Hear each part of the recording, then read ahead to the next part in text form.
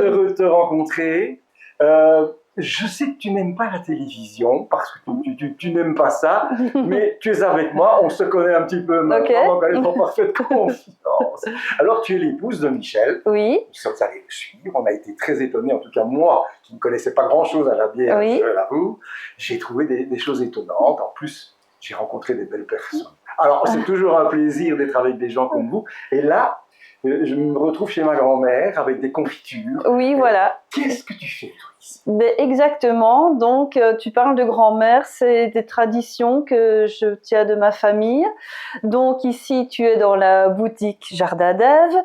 Dans la boutique Jardin d'Ève, vont être mis en vente que des produits que je cultive, que je récolte et que je transforme. J'ai des cultures maraîchères, des cultures fruitières, des jardins de plantes d'épices, jardins de fleurs comestibles et jardins de plantes médicinales. Alors, moi, mon travail, c'est de travailler tout ça dans mes cultures.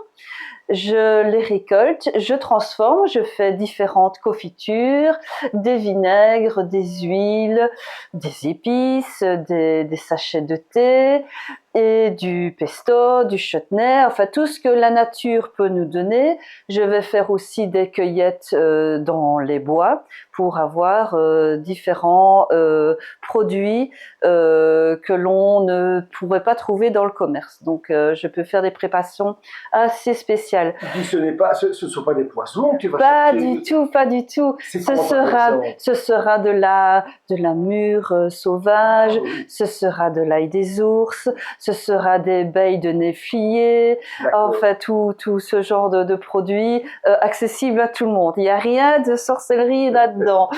Et ma particularité, c'est que je travaille avec très peu de sucre. Donc le fruit est vraiment mis en avant dans mes recettes. Donc parfois des personnes diabétiques viennent s'offrir des confitures parce que les confitures contiennent très peu de sucre. D'accord. Mais merci d'attirer notre attention là-dessus parce qu'effectivement, malheureusement, oui, le diabète est une saloperie et oui, c'est dangereux et oui, ça tue une vie. Et oui, merci pour ce genre de choses-là. C'est très, très, très bien.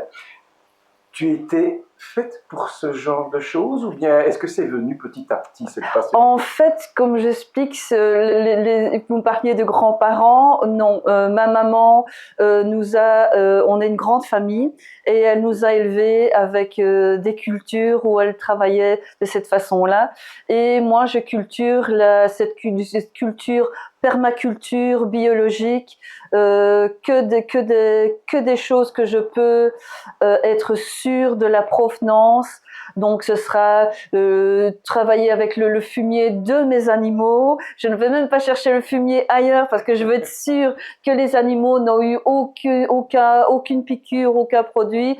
Donc je vais faire mon fumier d'orties, ce genre de choses. Ce sera les orties que j'aurai cueillies à un endroit bien spécifique où je sais qu'il n'y aura pas eu de pesticides. Donc je suis un petit peu rigide de ce côté-là. Eh ben c'est très bien.